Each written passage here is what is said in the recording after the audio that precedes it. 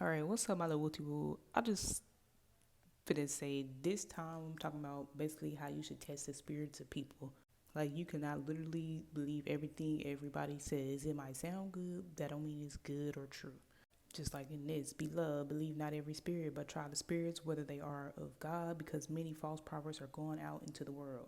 So it is very important to have your own relationship with God. It is very important to stay in your word. I'm just gonna play this video because I want y'all to get what I'm talking about.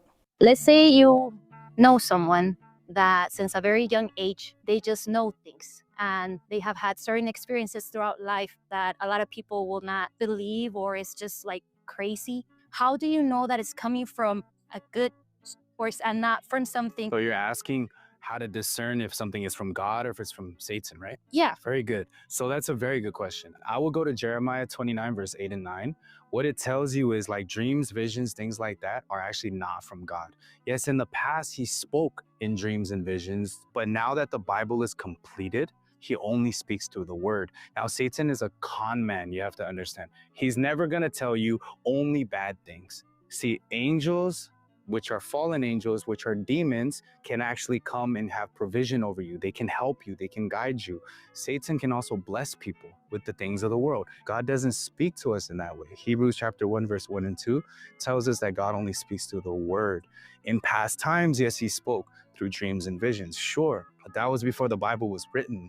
So, sister, I don't know how many times you've read the Bible, right? How many times have you read it front to back? Front to back, no. If you haven't read the Bible, you cannot discern the word properly, right? I've read it 24 times, and I'm not trying to argue. Okay, so if you watch that, he's basically saying that God does not talk to us in dreams, which is completely false. This is the chapter he's talking about, Jeremiah 29:8, I believe. For thus saith the Lord of hosts, the God of Israel, let not your prophets and your diviners that be in the midst of you deceive you. You read that again. Let not your prophets and your diviners that be in the midst deceive you, neither hearken to your dreams which ye cause to be permitted.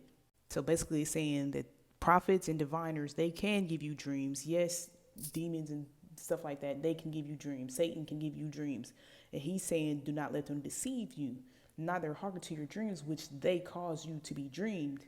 That's not saying God doesn't give you dreams, okay? And then you can read the rest of it. For they prophesy falsely unto you in my name. That's what they're supposed to do. That's their job. They're trying to deceive you.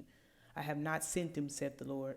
Okay, and then if you come over here to this one, for God speaketh once, twice, yet man perceiveth not. In a dream, in a vision of the night, when deep sleep falleth upon men and slumberings upon the bed. That's literally saying God speaks to you in dreams.